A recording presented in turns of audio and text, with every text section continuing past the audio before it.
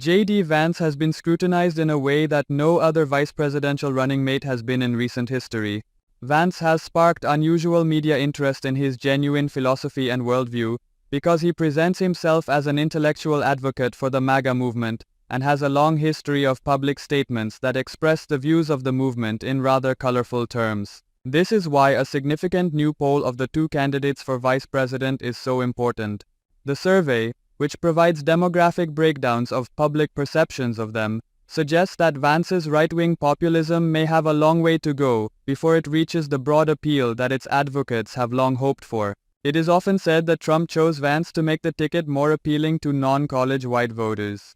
However, if Trump wants to win, he may have to pay a high price by improving himself in other voter groups. According to the findings of the poll, which was conducted by Ipsos, ABC News, and The Washington Post, overall opinions of Vance are significantly less favorable than those of Governor Tim Walz. While Walz is viewed favorably by 39% to 30%, Vance is viewed unfavorably by 42% of Americans and favorably by 32%, putting him 10 points behind. That amounts to a net gain of 19 points. Vance's perceptions by various groups are even more striking. Only 24% of independents view him favorably, while 39% view him unfavorably. Only 23% of self-described moderates view him favorably, while 41% view him negatively. Only 22% of people between the ages of 18 and 39 view him favorably, whereas 44% view him negatively. Only 32% of women view him favorably, while 40% view him negatively. Interestingly, Vance does slightly worse among men. Only 28% of Hispanics view him favorably, while 39% view him unfavorably. Only 9% of black people see him favorably, while 50% see him negatively. Only 32% of suburbanites view him favorably, while 42% view him unfavorably. Only 33% of white people with college degrees view him favorably, while a striking 55% view him negatively. Paradoxically, Walz is seen emphatically on net by those gatherings. However, his positive evaluations are plainly not sufficiently high among them yet.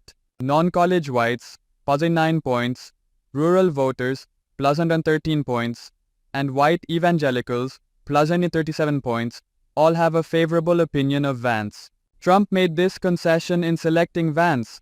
Trump chose a running mate who would appeal to his base and was unconcerned about his lack of appeal to voters outside of it, knowing full well that he would win by a landslide before Vice President Kamala Harris became the Democratic candidate. That MAGA's major flaw of hubris appears to have led to a serious error by supporting the Vance choice. It wasn't supposed to be necessary to make this trade-off. Some right-leaning thinkers began dreaming that strategically packaged, right-populist anti-woke politics might gain significant ground among constituencies outside the core MAGA coalition after Republican Glenn Youngkin won the 2021 Virginia gubernatorial race on a platform with the misleading name Parents' Rights. It is expected that Vance will be this project's next big success. In point of fact, as Brian Beutler explains in a well-written article, right populism in the vein of Vance is intended to contribute to the establishment of a brand new Republican and center-right coalition. According to this narrative, radical ideas regarding immigration and criminal activity, contempt for traditional families, and woke leftism have taken over the Democratic Party. That opened the door to right populism, which uses aggressive government policy to promote large, traditional families and give preference to them over non-traditional ones, and unabashedly defends draconian immigration restrictions on communitarian and nationalist grounds. According to the theory, if you combine that with abandoning the GOP's typical pro-plutocrat anti-worker agenda, you have a winning combination. There is evidence to suggest that some non-white working-class voters' confidence in the Democratic Party may have diminished as a result of their perceptions of progressive excess. However, the entire spectrum of Vance's extreme views is now becoming apparent. His skepticism regarding immigration has evolved into various forms of great replacement theory. His beliefs regarding the benefits of having children have deteriorated to the point where he now demands that all good citizens contribute significantly more birth children to the solution of long-term demographic issues, which, from what it appears, cannot be addressed through immigration, be managed judicially in the interest of the nation. However, Trump's campaign did, and Vance, as Beutler points out, is roughly in agreement with the underlying vision it embodies.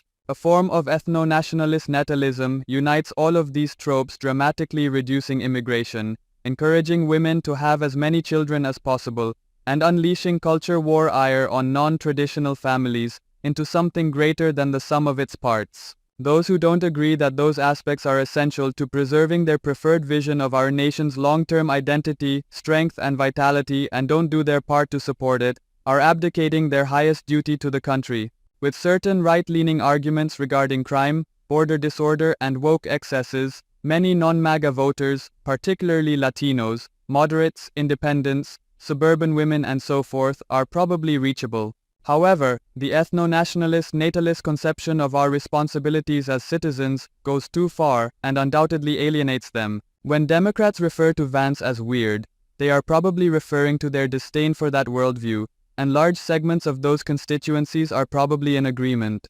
Since a large number of voters still have no opinion of Vance, Vance has more time to improve his image. However, despite his weirdness, he is unquestionably a very articulate and competent spokesperson for MAGA's various ideological obsessions. Therefore, it does not bode well for those who hope that these concepts will one day have a wider appeal if he is unable to sell them in an appealing manner.